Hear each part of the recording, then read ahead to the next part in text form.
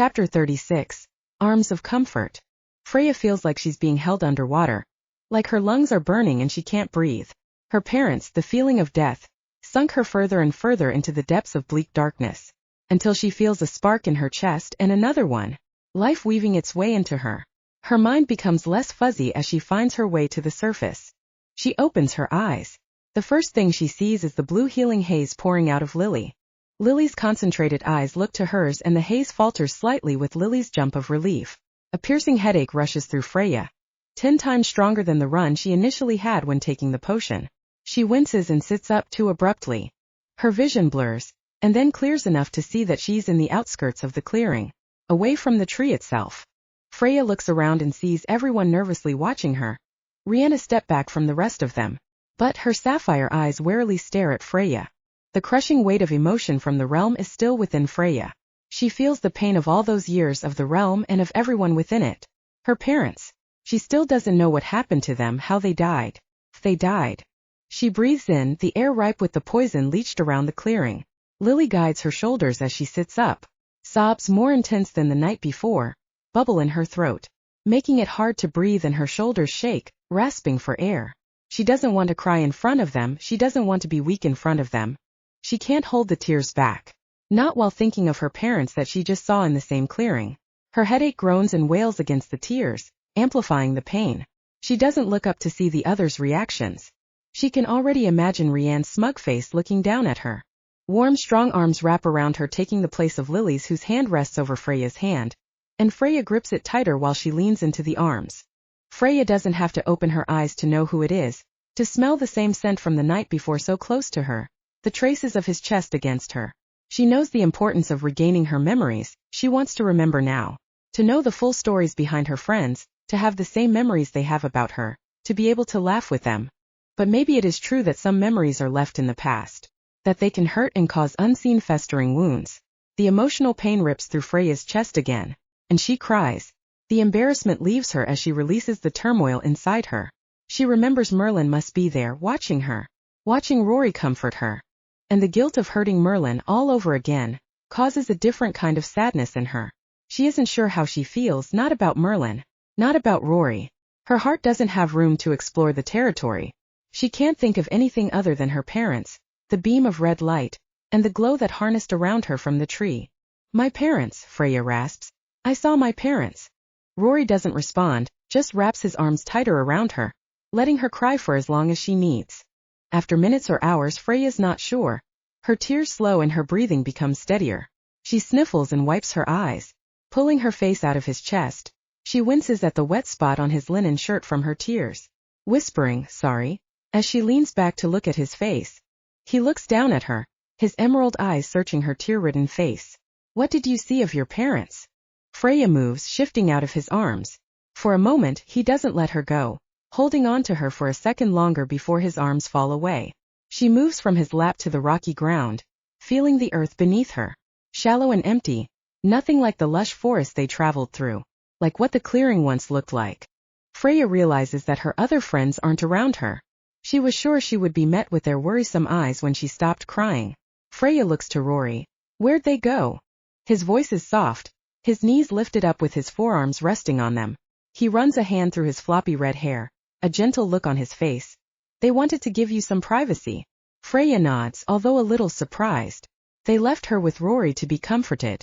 She doesn't let herself think of the meaning behind that. What did you see of your parents? Rory repeats, a pained expression on his face.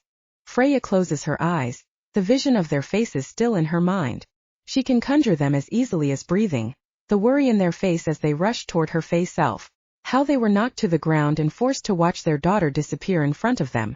When she watched the red mist encircle her past self, she didn't look back to see if they were looking too. She didn't see what happened to them after the ruby mist settled and the tree died. Freya tells him of the scene, of seeing them, of reaching out to them and her hands falling through them like she was a ghost. The look of love in their eyes at their daughter, ending her story with, what happened to them? What happened after? His face is solemn and his eyes start to glisten.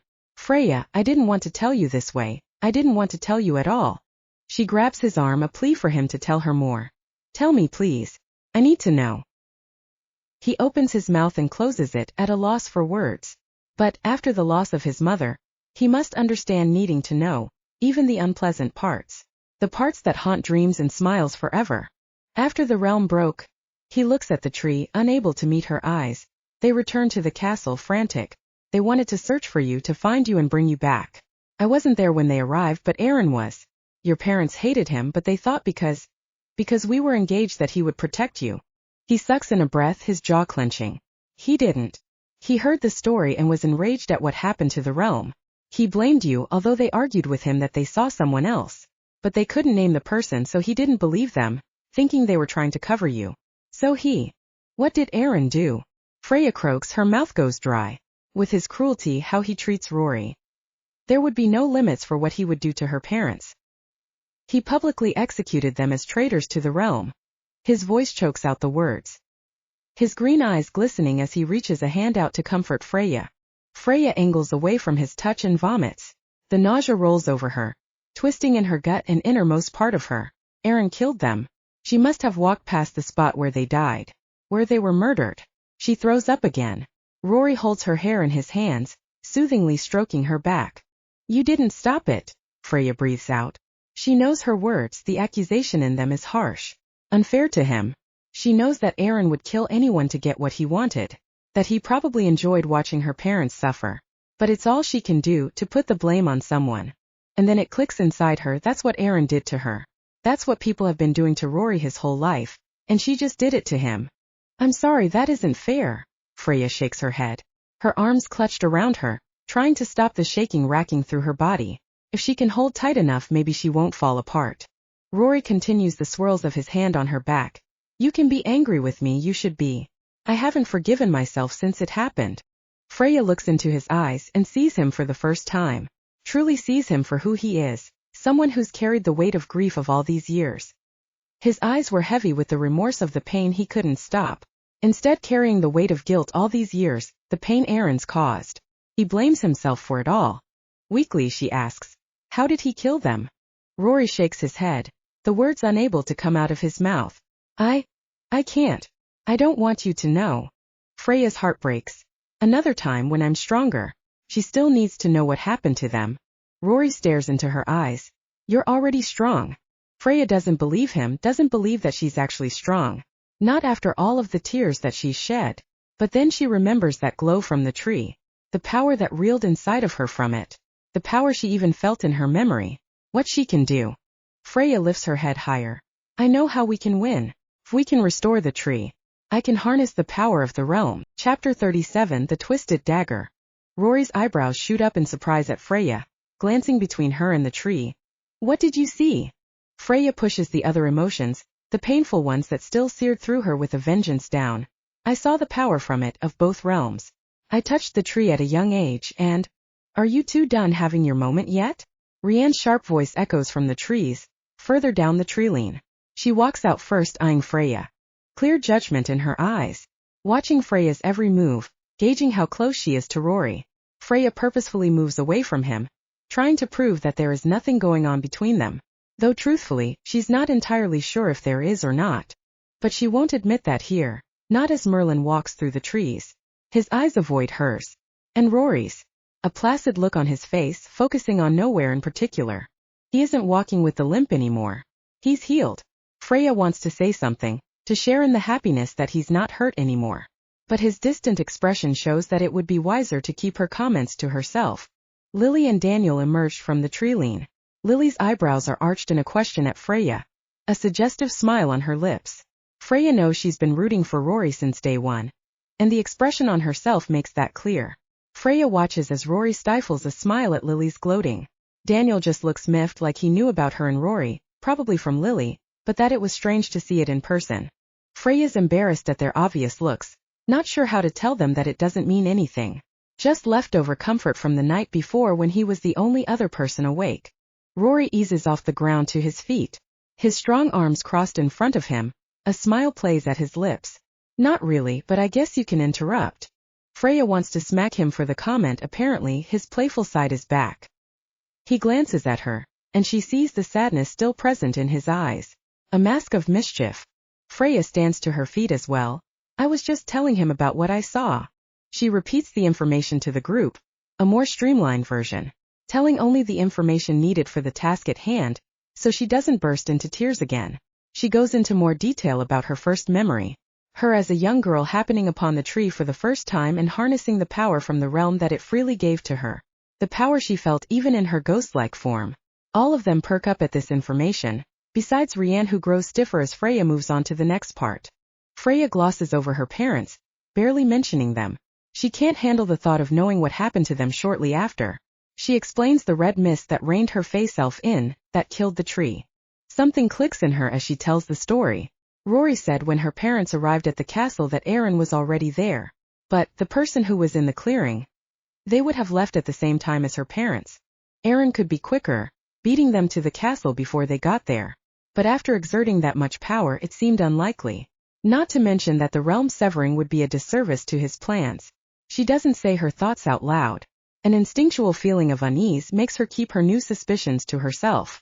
She finishes retelling the memories, and what she thinks they should do, finishing with, "We need to find the two life sources of the realms and put them together.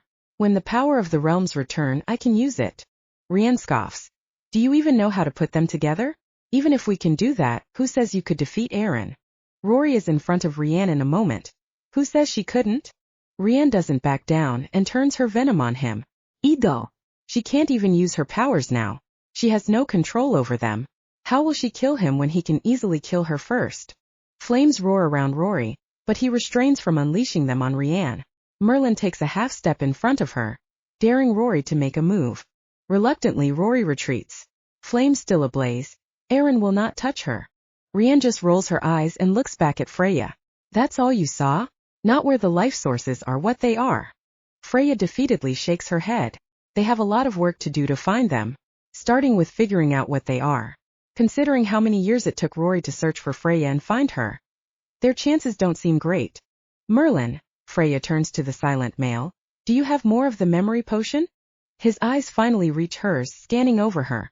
She expects him to be angry, upset with her and Rory's closeness. But, his voice whispers in her mind, drenched with concern, "You're pushing yourself too much." Freya responds by asking again more forcefully, "Do you have more of the potion?" Merlin hesitates and then pulls out one more vial of the blue liquid. Freya says, more to Rianne than the others, "The effects of the potion are still in my body, so when I sleep memories return. But, I'm not sure if they'll have to do with the life sources." Her cheeks blush thinking of that particular memory of Rory shirtless in his bedroom all those years ago. She buries the memory and pushes forward.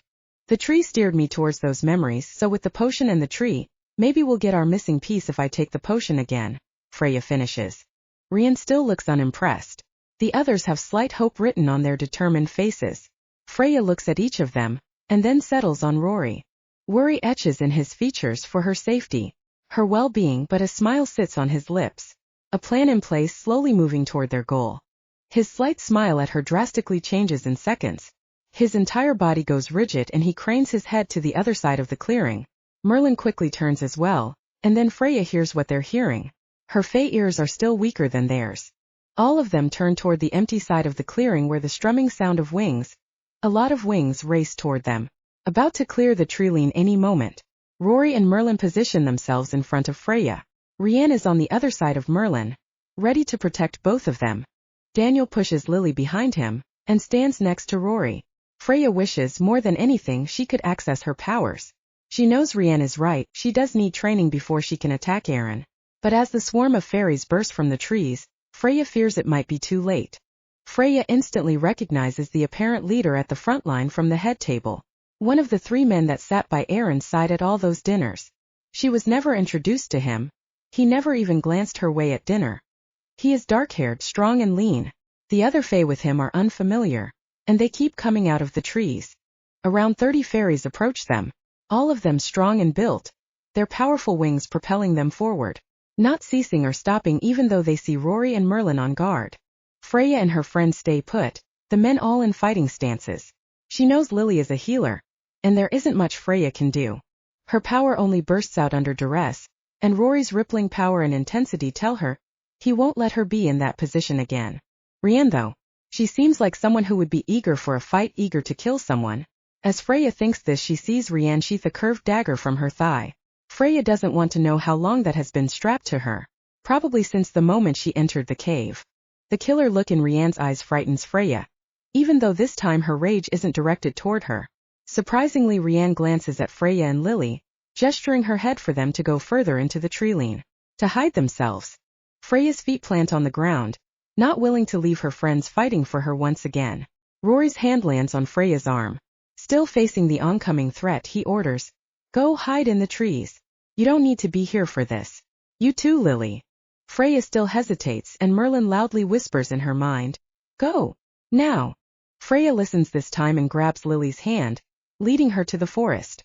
It's clear she feels the same way as Freya, not wanting to leave her friends, her lover, to their own demise.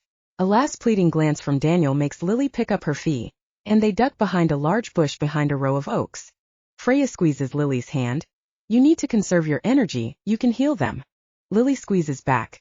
"Sometimes I just wish I could fight, instead of being on the sidelines." "Me too," Freya breathes.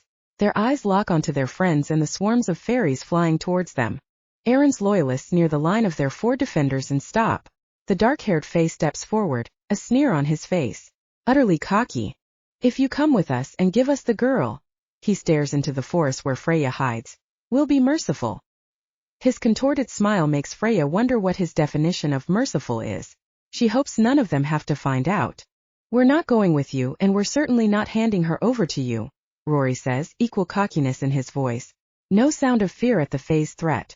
The swarms of fairies laugh and the dark-haired Fae replies, "We're trying to prevent bloodshed. If you give us to her, we'll spare your lives." Freya can hear the growl that rips through Rory. "It's not our lives you should be worried about." Another laugh ripples through the fairies. Rian darts ahead of Rory, masterfully swinging the dagger. The silver blade lands into the heart of the Fae, mocking them. Aaron's left-hand man. She twists and then pulls the dagger out, the blade dripping with ruby droplets. The Fae look at her, stunned. She tilts her head at them, not bothering to wipe the blood from her blade. Not from her face where the blood spewed out. The Fae's body drops to the ground as she lets go of him. Her venomous tongue strikes with a hint of pleasure in her kill. "You should be scared." Chapter 38. Crackle of lightning. Freya grips Lily's hand, holding on to her for dear life so Freya doesn't run into the clearing as the swarm of fairies begin to approach. Rage and power easily flow from them after Rianne swiftly killed the ally. His limp body on the ground, unmoving. "Did she kill him?" Freya asks Lily as she watches the blood drip out of the Fae.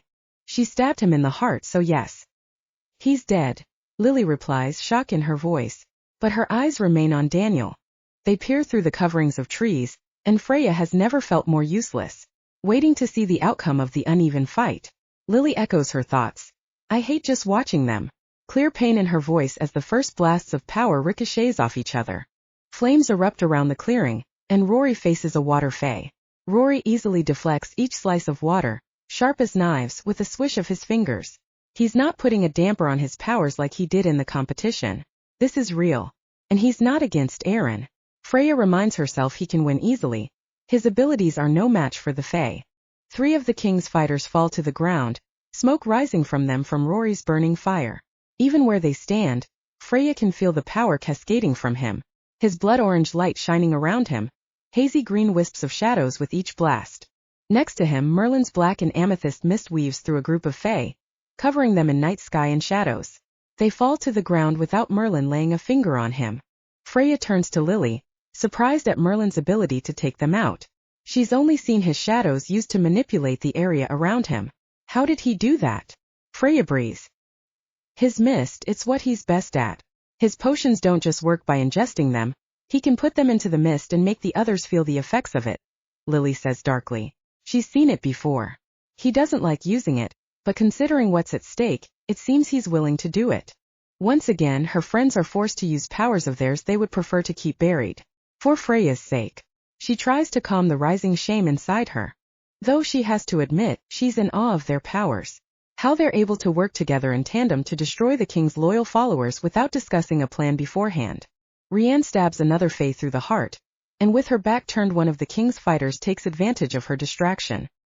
He emits a blast of dark green light at her, but Rianne turns in time to move out of the way. Not far enough as the blast makes an impact against her right arm, knocking the dagger out of her hand as she slams to the ground. The fae that hit her scrambles to the dagger, but she grabs it first, crawling on the ground to reach it, and looks up as the fae reaches for it and sticks the dagger, drenched in blood, into him. She rolls to the side, avoiding the fae crumpling to the ground. Her eyes sharpen as she looks to the other fighters, challenging them to surprise her again. In minutes, a third of the king's fae have fallen. Freya half expects them to run. From where she stands, the fight seems hopeless for them. Outmatched in raw strength of Rory, the cleverness of Merlin, and the ferocity of Rianne.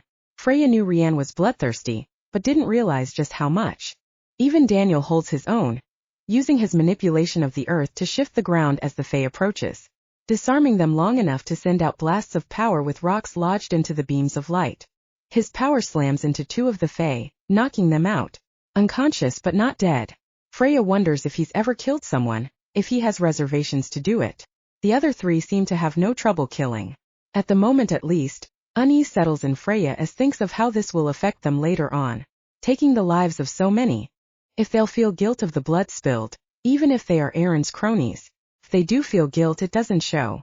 Not as Rory unfurls his flames, circling around the swarm of faes now concentrated on him. One of the fighters taunts, "Our orders were to bring the girl back alive, but you were supposed to kill on spot. Orders of the king." An evil smile on his lips, a sword appears in his hands that he plummets at Rory. Rory maneuvers away, the fae losing his balance slightly before regaining his footing. He whirls toward Rory, angry at the embarrassment. Freya can see Rory's face now, the glint of his eyes, the coy smile on his lips. He's playing with the fae, he could end him right now if wanted to. But after his words, he isn't going to win this fight mercifully. "Interesting you say that, I believe he once gave me the order to kill you," Rory says, and the fae lunges at him again, the sword gleaming with power, nearly making contact with Rory's side, but he avoids it right before it hits him. "And I'm the one that saved you." A different fae loops around Rory, attacking him from the back. A crackle of lightning forms in Faye's hand, and his hand looks like it's aiming right for Rory's heart. If Rory doesn't turn around, Freya can't help the scream that escapes her lips. "Rory, behind you!" Lily pounces on Freya, slamming her hand over her mouth. Too late. Freya realizes what she did, she gave out their position. Freya's wide eyes lock with Lily's. She tries to say sorry with them, but Lily isn't angry, only scared. Not for her sake, but for Freya's. Lily releases her hand from Freya's mouth, moving to Freya's hand, gripping it as Lily sprints through the trees. Freya can hardly keep up with Lily's quickness. Then Lily stops in her tracks when she hears a yell from the clearing. Freya recognizes the voice and Lily goes still. "Daniel." They both whirl to the clearing, breath escapes Freya. "No, no, no. Daniel can't be hurt, he can't be." She can't think the word. He's kind and sweet and gentle. He loves Lily and she loves him. After everything Lily went through, she deserves all the happiness in the world. And it might have just been ripped away from her before it could truly start. Freya's eyes dart to the field, their distance now making the bodies hard to differentiate. Only the colored mist revealing where Rory and Merlin are. Her eyes leap to the tousled blonde hair of Daniel, his body laying on the ground. Lily starts to run back to the open clearing, and Freya's ready to go with her. Lily pauses. Daniel slowly gets up. The fae that attacked him lies next to him. Freya can see the blood forming around Daniel's left arm, the tear in his shirt, his flesh ripped from the shoulder to his hand. Freya's briefly grateful for the distance, so she can't see the full gore of his arm. Lily releases a breath and Freya frantically whispers, he's okay. You can heal him when it's over." Roughly 10 of the king's fae remain standing. They look tired, but Freya's 4 friends hold their ground. Rory unleashes one more burst of flames, firing through the group of fighters. A husky fae avoids the attack, and disappears right as the flames encircle and close around the remaining fairies. Freya tries to follow where the fae escaped to, if he's sneaking behind Rory. Rianne and Merlin appear to think the same as they cover Rory's back. Daniel follows their lead, gripping his arm drenched with blood. His shirt and pants drip with crimson. Freya squeezes Lily's hand tighter. The fae doesn't appear, and Freya assumes he ran off, knowing the fate of the faes trapped in Rory's clutches. The cage of fire tightens around the fae. Their screams fill Freya's ears. She isn't sure if she should be horrified at the sounds or if she should smile, knowing Rory's about to win. She doesn't have time to decide as she feels large, sweaty arms wrap around her. She's pulled into an unfamiliar male, and Freya watches Lily scream, looking at the face of her captor. Her captor shoves Lily to the ground. Freya yells and the unfamiliar hand shoves his hand over her mouth. Hello, Freya. The king will be happy to see you. His breath hot on her ear and Freya panics. She tries to free herself, flailing her body, trying to hit him and step on his feet. Claw her way out of his grip. Anything. The Fae chuckles and holds her tighter and they vanish, appearing directly in front of Rory. Freya sees the glint of the sun reflecting off the silver knife he brandishes. Less theatrical than Rianne's dagger, but just as sharp. She feels the cool metal on her neck, and instinctively tries to lean away, twisting her neck from the promise of death. Her captor holds it tighter against her, his other arm still holding in an iron grip. Rory stops. Any sense of the warrior in him vanishes as he locks eyes with Freya. The wall of fire falters but stays intact. Merlin and Rianne watch her too. Even Rianne's eyes go wide at the sight of Freya. But Freya can't take her eyes off of Rory, the strong hand still over her mouth. The only way to communicate with him is through her eyes. Release your fire prison or I'll kill her, the Fae demands. Freya wants to shout no, that they should defeat them while they have the chance, protect themselves. In an instant the flames instantly distinguish. The freed Faes gasp for air and fall to the ground, all of them scorched with burns. They look at Freya and then smile, their heads turning to Rory. Predators looking at their prey. Freya opens her mouth but is met with the sweaty hand of her captor muffling her scream. She screams nonetheless, even if no one can hear it. She has to do something as one of the Faes vanish and appears inches from Rory, his hand on Rory's shoulder. Rory keeps his eyes on Freya's as lightning crackles in the Fae's hand and pierces Rory's chest, leaving a hole in Rory's chest as he removes his hand, the side singed and burned. The Fae holding Freya laughs as Rory slumps to the ground. Chapter 39. A Healer's Touch. Freya screams as Rory hits the ground. Hard. The Fae holding Freya laughs at the sight of him. The prince isn't so powerful now, is he? He lifts the knife away from her throat, but his hand remains over Freya's mouth. She stares at Rory's unmoving body. She hears shouts from her friends, but they're muffled as Freya's hearing starts to go. Her vision spins and she feels like she's about to throw up. He can't be dead. He can't be dead because of her, too much violence, too much death. He can't be. Freya doesn't have time to question the overwhelming weight inside her. The sadness and hollowness that fills her looking at his unmoving body. Sprawled out on his back in the grass, the blood pouring out of the wound deep inside of him. Freya can't take her eyes off it, even though it's the most horrific thing she's seen. She feels the Fae body shift like he's about to take off. She doesn't turn to look at his wings, she can't move her head. Everything inside her feels empty. Out of the corner of her eye, she sees wings unfurl from the group Fae. They have her. They'll return her to Aaron for whatever sick pleasure of torture he wants her alive for. Freya doesn't care. Doesn't care what happens to her after what happened to Rory. She can hardly breathe. Maybe she'll try to fight against him, give all the power she can to avenge Rory. She closes her eyes, giving up, her body sagging against the husky Fae, not having the strength to hold herself up. She feels a strange sort of energy form around her. This must be something from the Fae, some way to hurt her or keep her contained as they fly back to the castle. She feels a slender hand touch hers, lacing her fingers into hers and pulling Freya forward. The massive arms of the Fae captor vanishes, and the slim, unfamiliar hand steadies Freya before she falls to the ground, the weight of the brawny Fae not holding her up anymore. Freya cracks her eyes, an inky swirl of darkness swirls around her, dense enough that Freya can feel the magic in it, only able to see who is in front of her, who is holding her hand. Rianne. Freya watches Rianne's mouth move, but can't hear the words pouring out. Too stunned to understand what's happening. The image of Rory lying dead is the only thing she sees. Rianne pulls her forward, but Freya's legs feel unusable, sinking into the earth and ground, unable to move. Rianne gives her an exasperated look, frustration bright in her wild sapphire eyes. She mutters under her breath, and hastily lifts Freya into her arms, holding Freya away from her body, but tight enough that she is secure as Rianne runs at Fae speed through the hazy blackness. Why Rianne is the one to be here, to be carrying her, Freya doesn't know. She's the last person Freya would expect to help her. But the powerful missed Merlin. Freya's hearing starts to return and she hears shrieking from outside. She wants to ask what happened if Rory was alive. Even the slim chance of him being alive. But Rianne is focused on running, not glancing down at Freya to make sure she's okay or out of her trance. Finally, Rianne starts to slow and the onyx mist lifts around them, revealing them to be in the treeline. Rianne releases Freya from her arms, not steadying her as Freya's feet hit the ground and wobbles.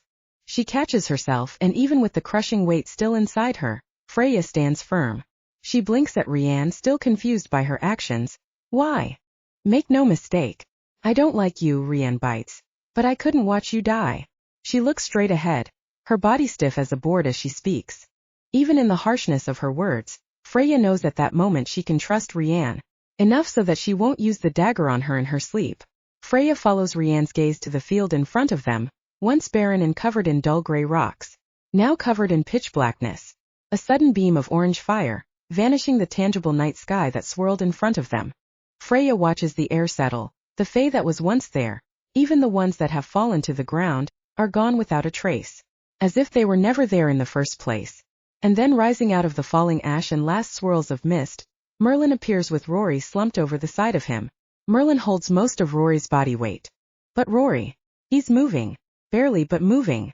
His feet shuffling on the ground. His face is trying to lift, bobbing as he pushes himself to raise his head.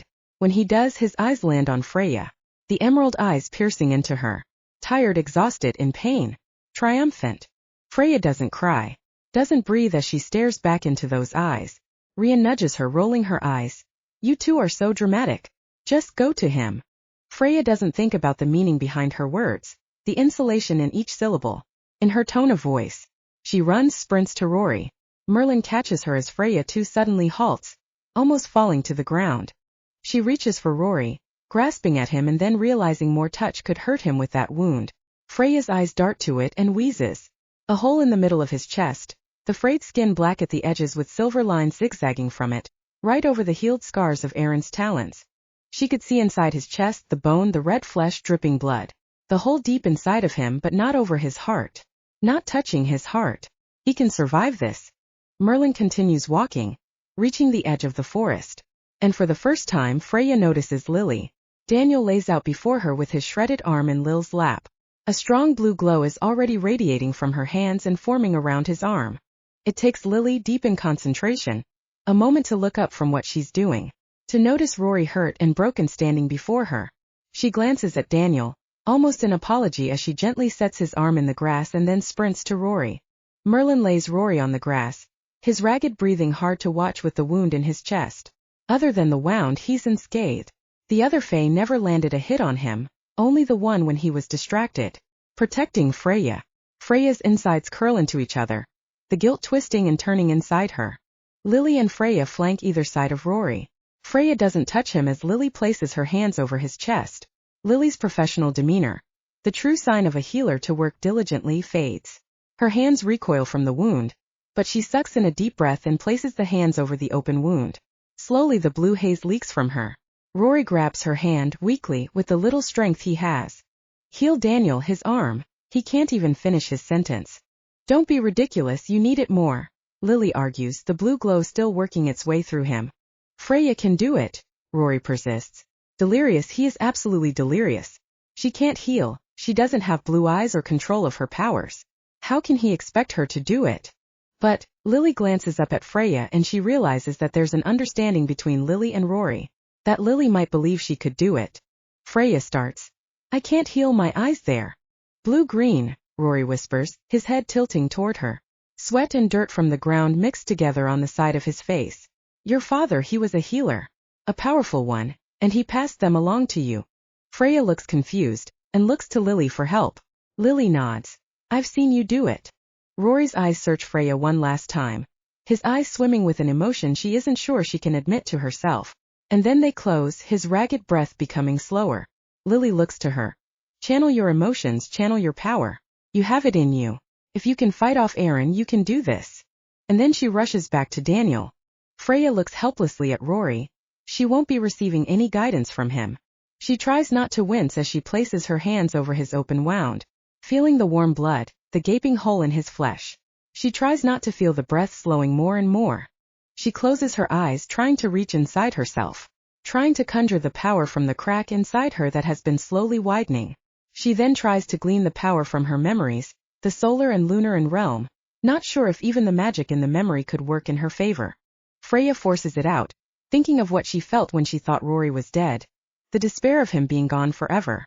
The guilt of him dying for her. But it was more than guilt, it was grief. Too much grief that she could bear. Freya feels the power start to ignite. She focuses on healing him. She thinks of what her hands will do, what magic will come from it, and how the wound will heal itself. How his flesh and bone will knit itself back together. The singed edges will heal over and return to normal. How the silver scars will become so faint no one will be able to see them. She pictures his chest, without the taloned scar, without the hole in it, without the wounds he's received because of her. She thinks of his chest she saw in her memory of him, what she's seen between his loose linen shirts. Whole and healed and strong. She only opens her eyes when she feels a calloused hand on top of hers and hears Rory's faint whisper. "That's my girl." Chapter 40. The Life Sources of the Realms. Freya stares at his chest, the wound in it completely healed. Even the scars from Erin's talons are fainter. A silver tracing of the electric impact, shaped in the outline of the moon. She moves her eyes to his face. Haggard and ragged, more so than she's seen on him before. Through the tiredness he smiles at her. His eyes are brighter than she thought would be possible after an attack of that size. She smiles back at him. The moment her lips curve up, Rory closes his eyes and rests his head on the rocky earth, as if he was waiting to see her smile before allowing the exhaustion to sweep over him. Merlin walks to Freya, bending on his knees to softly say, "You should rest too." His amethyst eyes are unreadable behind an impenetrable mask of emotion. Freya can't rest. A new energy dances in her bones.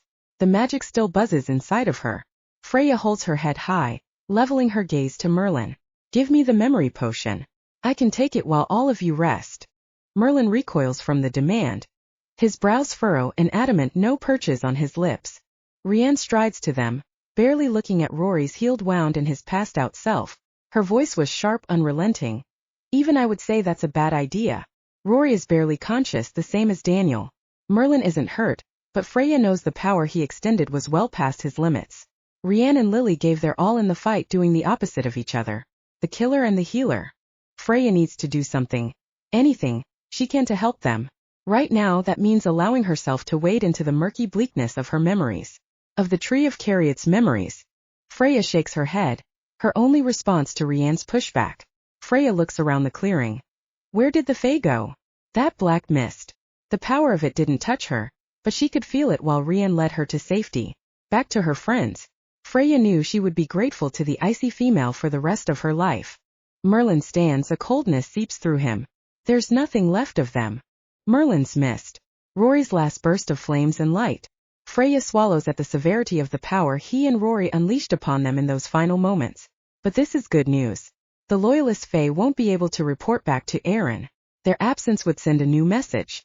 Of what happens to those who try to hurt her. Try to hurt any of them.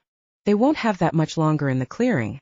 When the Fae don't return, Erin will either assume his cronies are still searching or that they were defeated. In this location if they left now and returned to the tree later. She shudders, thinking of who could be waiting for them. There's no point in wasting time, in leaving and coming back. Not when Freya can feel the power bubbling inside her still. The tree beckoning her once more. She needs to find the life sources. Now. Lily rises from where she's been hunched over Daniel, mending his arm, correcting the bones, and mending the flesh that was torn apart. Sweat drips from her brow at the concentration, but her face is lighter. Knowing her lover is safe is healing. His arm is intact, fully repaired. She wipes a bead of sweat and walks closer toward the group. Her eyes continue darting back to Daniel resting on the ground, nervous to leave him. As if in a moment he could be taken away from her any moment. Her apprehension lessens as she beholds Freya's healing job on Rory. Lily's fingers trace the outline of the faint scars. Invisible until a shaft of light reflects off his muscled chest. Shock and pride written clearly on her face. "I didn't know you could heal that well." No hint of jealousy in her voice. Pure admiration. Enough to make Freya blush. "I don't know how I did it, that I could do it," she stutters through the words. Unsure of how to explain it. How it happened, how she was able to summon the power. Unable to say the emotions she felt out loud. The void of sadness at the thought of Rory dying. She could barely think about it herself. Not ready to admit the reason why the sight of him crumpling to the ground affected her entirely. She can't think about this now. Or possibly ever. Her only focus is getting to the tree and finding the missing information they need. Freya stands, lifting her eyes from Rory still laying on the ground. His eyes closed, but the steady rise and fall of his chest signal he will be all right. He's healed and resting. He's alive. Freya pushes the rise of relief to the side as she turns to Merlin. She makes her voice hard, unrelenting. Her demand is not up for debate. She stretches an upturned palm to him. Give me the potion. Merlin backs away. A glimmer of protective anger cracks through his well-placed mask. You'll drain too much of your power. His eyes flick to Rory. You already drained too much with that healing. What are you trying to do? Lily asks, and Daniel appears behind her, using all of his strength to stand. Lily quickly wraps an arm around him, in comfort and support to make standing easier. Merlin clicks his tongue. She's trying to get herself killed. It won't kill me, Freya responds sharply. Destroy her emotionally, maybe, but it wouldn't kill her. At least she doesn't think it would. But there's no point in being scared now. Lily looks between the two of them in confusion. Merlin bites. She wants to take the memory potion again. Right now. She wants to touch that tree again. He nearly spat the words, that tree. His eyes swim with worry, breaking away from the apathy he wears. How she must have looked when she regained consciousness. The sobs, the screaming. You can't, Freya, Lily protests. What it puts you through. It isn't worth it. How wrong she is. If there's a way to help, no matter the cost, Freya is willing to do it. Freya stares each of them in the eye. If all of you are willing to risk your lives for me, then I can do this for you. Rianne is the one to break the tense silence. She waves a hand, indifference thick on her words. Just give her the potion. If she gets hurt, it's on her.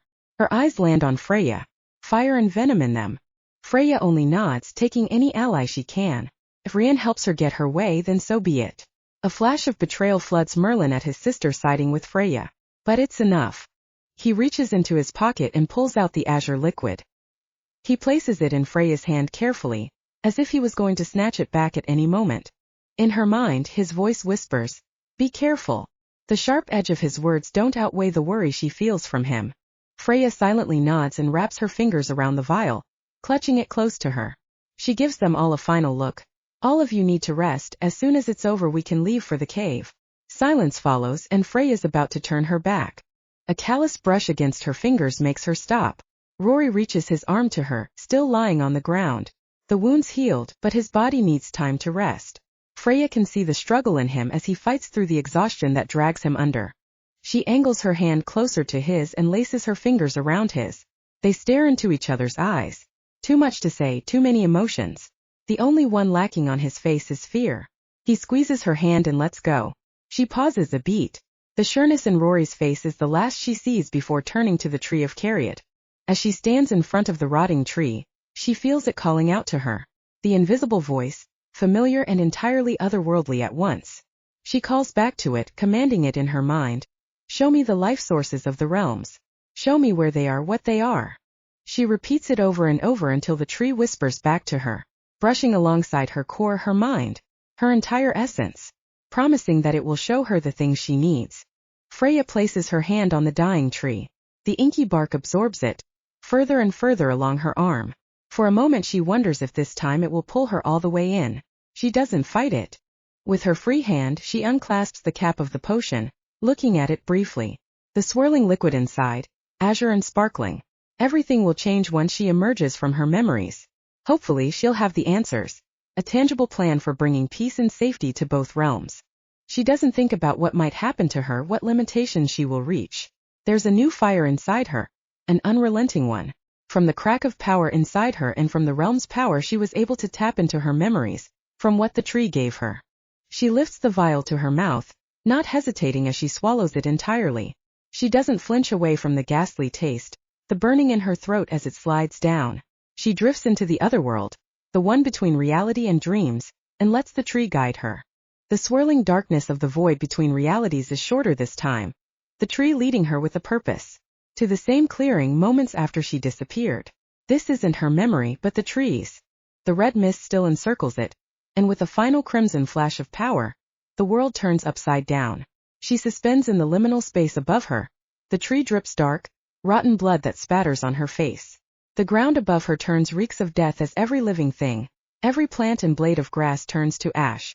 Below her, a mirror of the same death, the same tree and earth flooding with an unhealable sickness. And then, a green light floods the one below and a red light encompasses the one above.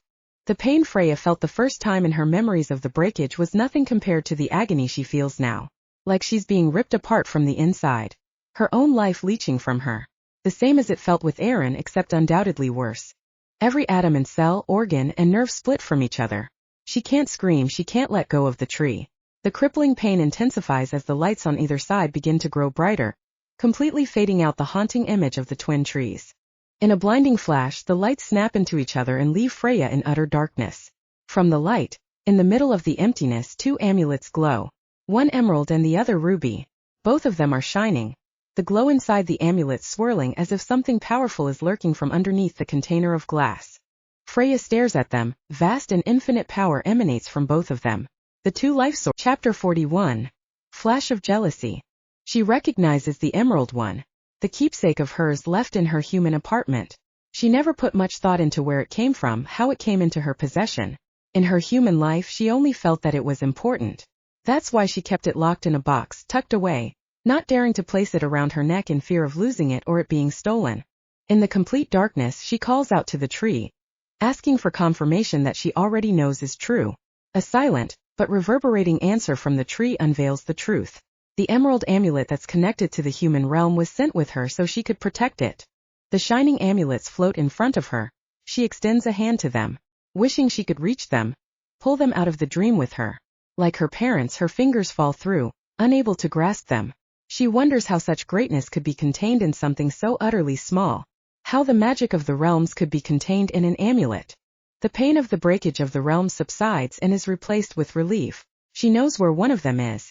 They just have to find the ruby amulet, the provider of life to the fairy realm. It must be here somewhere in this realm. Freya asks the tree where it is, where they can find it. Deep, chilling laughter resounds from the tree. The shadowed whisper of it responds, "It will reveal itself to you when it is ready." Before she can argue to insist that the tree tells her of the amulet's location, she's cast out of the murky darkness and into her own body. Her hand pulls out of the tree easier this time. Cold sweat covers Freya's body. As her vision returns, she notices Lily sitting in front of her. Her hands are already in place, ready to heal. But Freya doesn't need it this time. New strength courses through Freya, both from her growing powers and the information of the amulets. Freya lets out a breath, one she didn't realize she's been holding in. "I'm okay," Freya says, nodding at Lily's disbelief in her eyes. Every other time she's awoken, Freya has been left nearly broken, drifting into unconsciousness or sobbing with a ferocity that rattled her bones, that rattled all of them.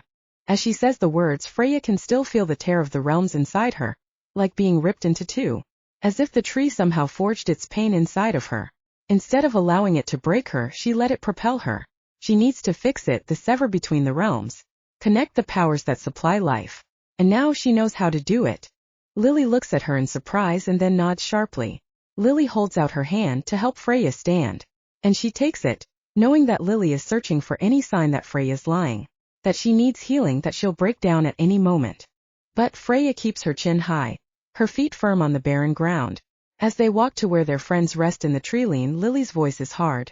"Merlin was worried about you, we all were." "I know," is all Freya can manage. The glow of the amulets taking precedence in her mind. Lily stops walking and holds a hand out to make Freya stop as well. "Don't do that again, Freya," Lily says in a serious tone. Freya whirls her eyes to Lily, realizing that the emotion in her voice is anger. Anger at her. Do what? Freya's brows knit in confusion. Lily's face is hard as stone. "Put yourself in danger to prove that you care about us. We know. You don't need to." Her voice breaks, those round sapphire eyes glisten. Lily pushes through the raw emotion. "You don't need to put yourself at risk for us." Freya's demeanor softens at the emotion in Lily's voice, the reason why she's angry. "I would do anything for you. For all of you," Freya affirms. And she would. She would do anything to protect them. Her friends, who have become more than that, who have become her new family. Lily's residing anger at Freya crumples, and a smile appears. A genuine one. "I would do the same," Lily asserts. Before they reach their cluster of friends, Lily whispers, "Rory was worried about you too." "That's all I say." Freya knows what she means. The two of them protecting her and fighting for her. One of them will end up hurt by Freya. She knows it can't go on dancing around the subject with both of them. Not now, she reminds herself. She will confront the thoughts, her feelings for both of the males. But first she needs to tell them about the amulets. They join the group, and Freya is relieved to see that newfound energy has revived in all of them. Rory glances at her with a sly smile. That was quick. Glad to see you're feeling better. She tries to put humor in it. The gravity of the situation is too heavy for their banter. Freya turns her attention to all of them, keeping her voice even. I saw the life sources. I know what they are. I know where one of them is. They all look at her wide eyes. None more than Rianne's. It's in the human realm at my house. She tells them what she saw. The trees suspended in space, breaking and leaking their magic into the two amulets. How one of the amulets is trapped in the fairy realm, the other at her house. How it felt for the realm to be ripped apart. They stayed silent the entirety of her explanation. Rianne's eyes narrow as Freya talks, her face twisting into an emotion Freya can't place. Freya's voice is bridled with passion, finally solving the puzzle. The others stare at her, glimmers of hope on their faces while also dawning looks of unease. As her explanation comes to a close, and silence resounds, Rory studies her face. He finally asks, so we need to go to the human realm? Freya nods. Hopefully my home will still be there and it'll be in the same place. It felt strange to refer to the place as her home. She knows it isn't that anymore. It never truly was to begin with. You said time passes differently between the realms now. How long do you think it's been? Rory muses. I'm not sure. Breaking through to the human realm while finding you was incredibly hard. We couldn't tell how long had passed. It could be nothing, it could be years. Freya sucks in a breath. Well, that could make finding the amulet more difficult. How long can the portal stay open? Merlin chimes in.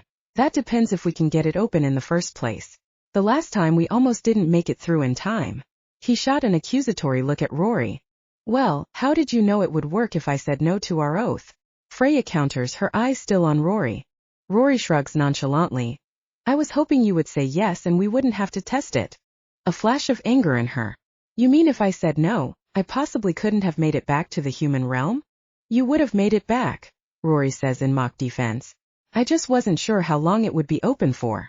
Freya's eyes narrow on him, not entirely believing him. If she had said no, there's no point in thinking of it now. What's done is done. I'm bored of this lover's quarrel, Rianne drawls. Freya's cheeks flush at the word lover. It takes everything in her to not bite back at Rianne, especially as Freya tries not to notice Merlin's wince. Lily stifles a snort of laughter and Freya glares at her.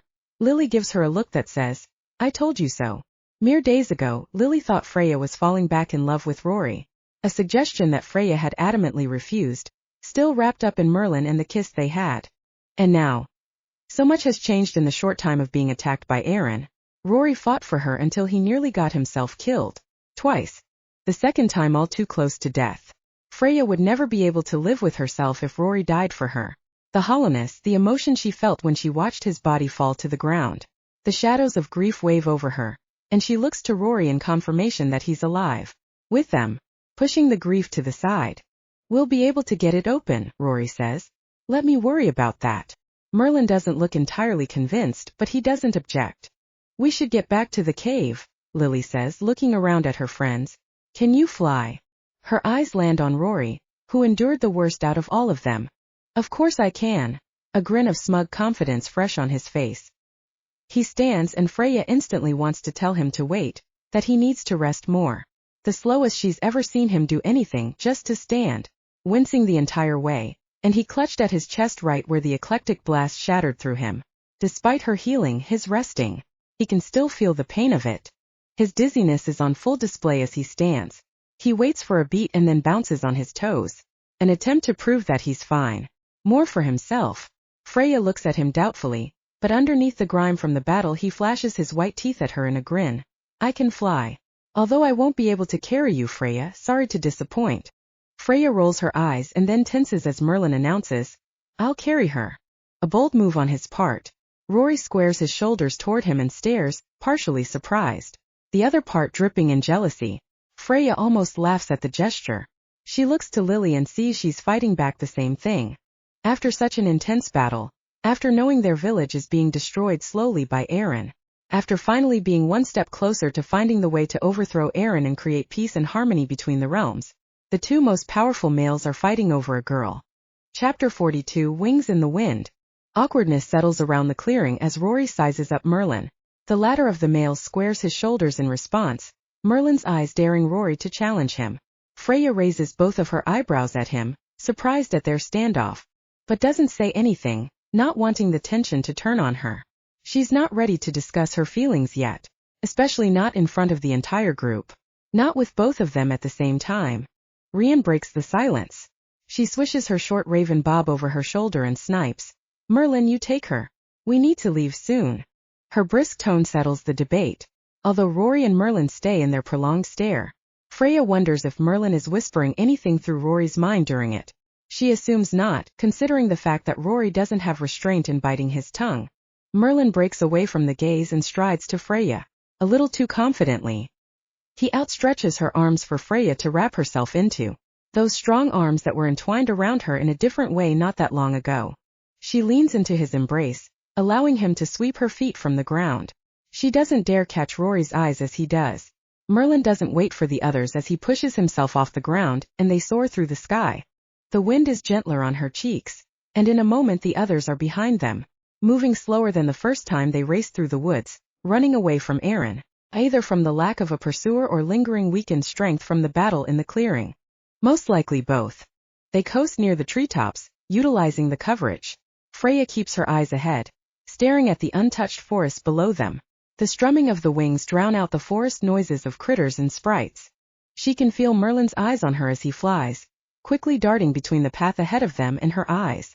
A question seems to bloom at the top of his lips, but he doesn't ask it. Not as much of a whisper in her mind. She knows that Rian's word struck a nerve with him. Maybe that's the reason she said it, that somehow she was trying to warn Merlin that he shouldn't get his hopes up.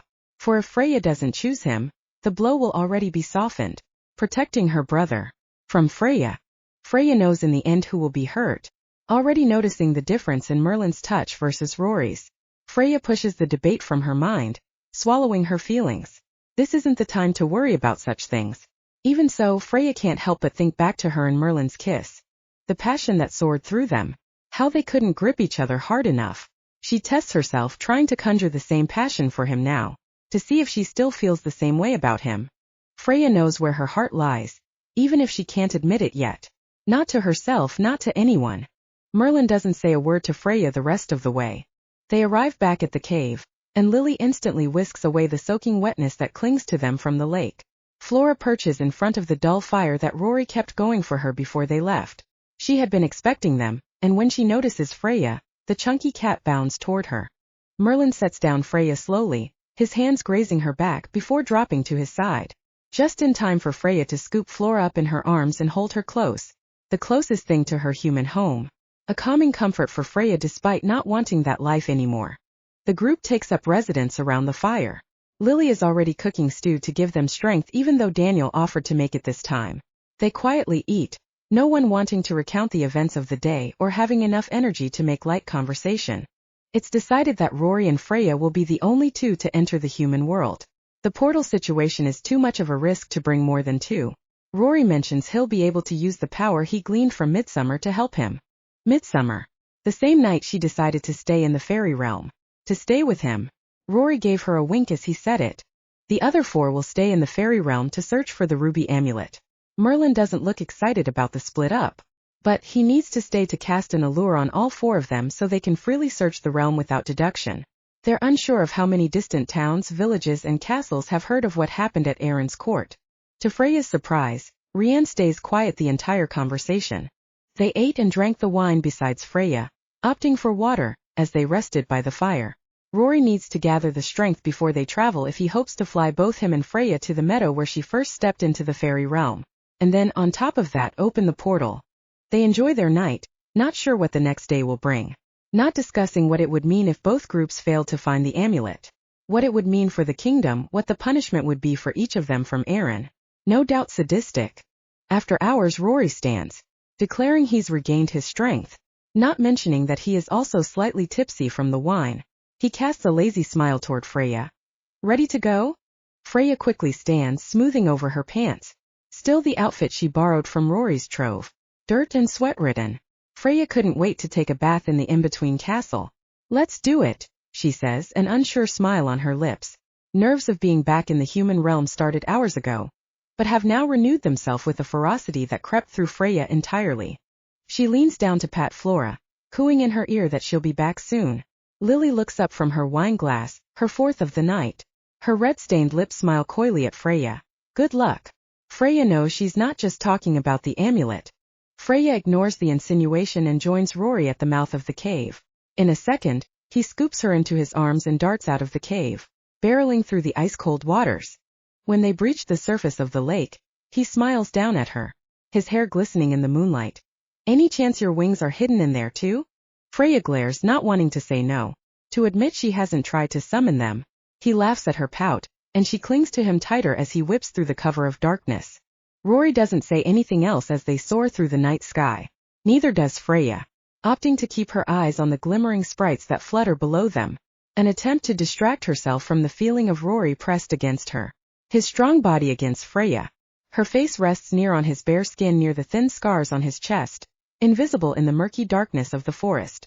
She's grateful there's no banter between them, unsure if words would come to her with the heat that rushes through her despite the night's chill. Eventually he dips down and lands gracefully on the soft grass.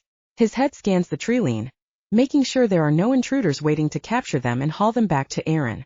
When he assesses there's no immediate threat, he lets go of Freya in his arms. Her feet gently touch the earth, slightly wobbly from being held in the air for so long.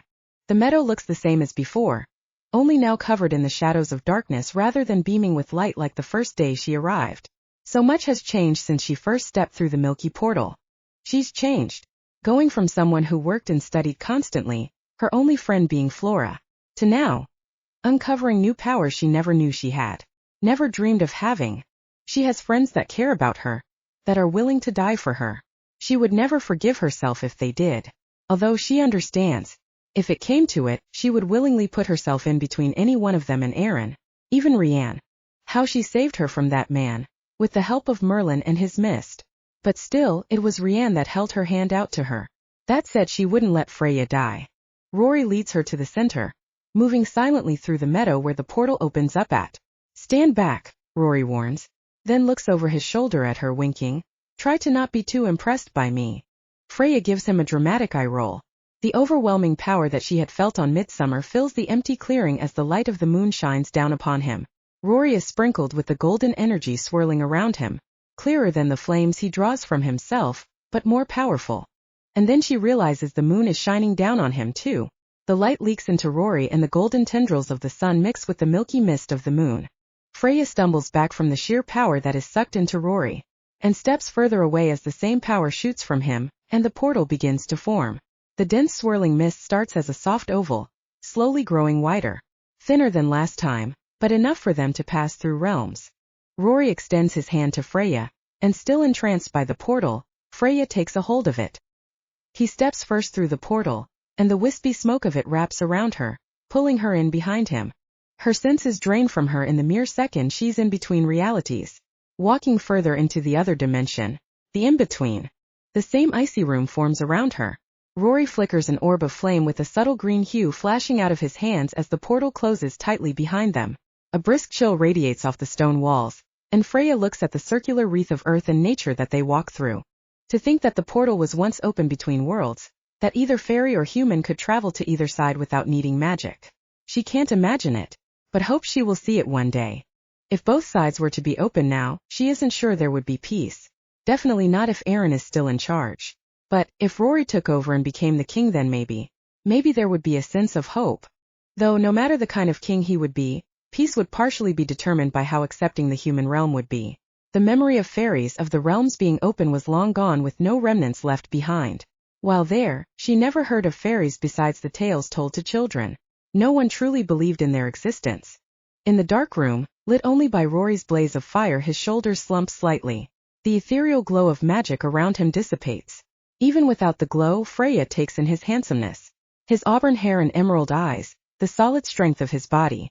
The magic only enhanced what was already there, who he already is. She shakes the thoughts from her head and arches a brow at him.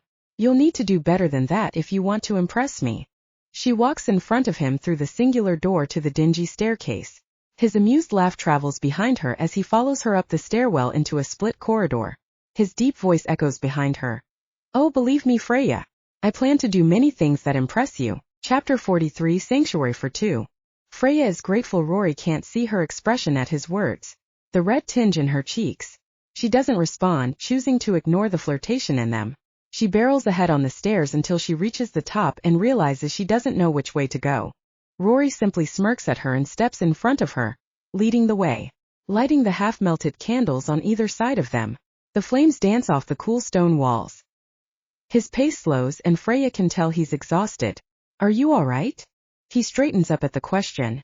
You know you worry a lot. Freya shoots him a glare. He lets out a chuckle. I'm all right. The power to open the portal was a bit draining.